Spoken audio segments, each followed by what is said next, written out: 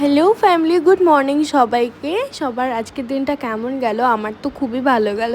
সকালে আজকে অনেকটাই তাড়াতাড়ি উঠেছিলাম, উঠে তাড়াতাড়ি করে ফ্রেশ হয়ে নিই, ফ্রেশ হয়ে জল খাচ্ছিলাম। আর তোমরা সকালে ব্রেকফাস্টে কী খাও আমাকে কমেন্ট করে জানাবে। আমি সেরকম কিছু খাই না, তা স্নান টান করে ভাতই খেয়ে নিই।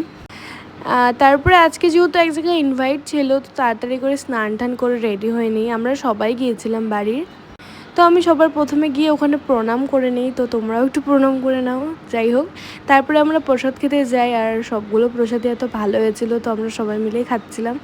আর অনেকেই গিয়েছিল আজকে, ধূপগুড়ির থেকেও অনেকেই গিয়েছে। আমাকে কমেন্ট করে জানাবে তোমরা কারা কারা গিয়েছো।